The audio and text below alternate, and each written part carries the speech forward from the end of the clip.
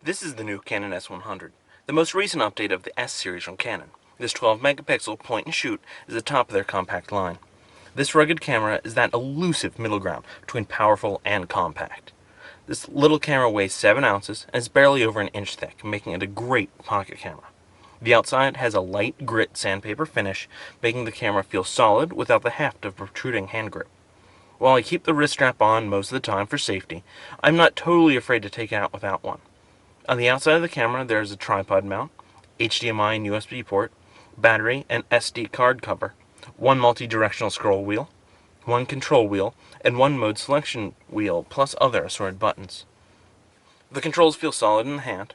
All of the wheels have a great click feeling without being tough to turn, and the buttons seem to have been laid out with actual humans in mind. Sorry, aliens from Ocron Percy I ate. The menus have that familiar Canon feel and look that is unobtrusive and easy to navigate. Finding the flash, white balance, and natural density filter are a snap. Plus there are over 32 different modes that you can use, from auto to manual, vivid to toy camera. This thing handles them all well.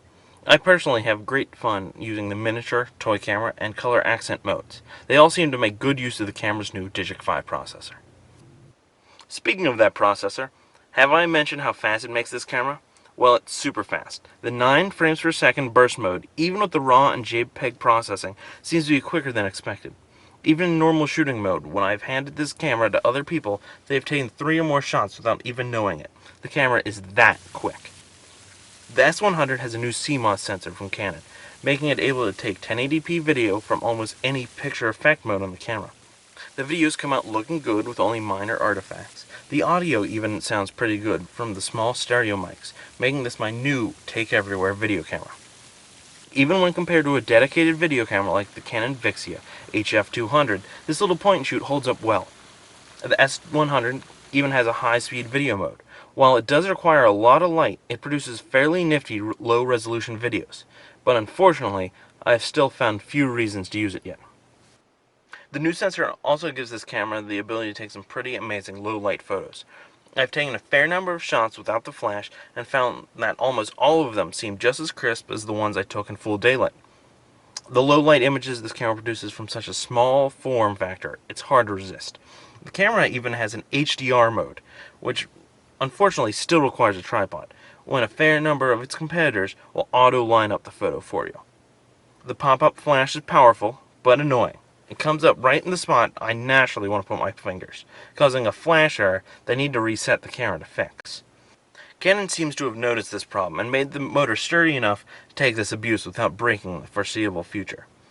The new wider angle lens is a welcome addition that not only gives the camera an increased zoom range, but also allows for more freedom when taking a shot.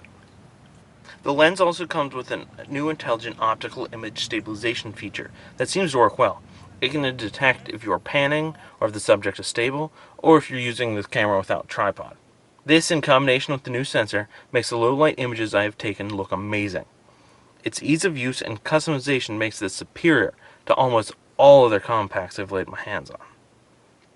But many people think that the price of the S100 is too expensive for a point-and-shoot, and they may be right.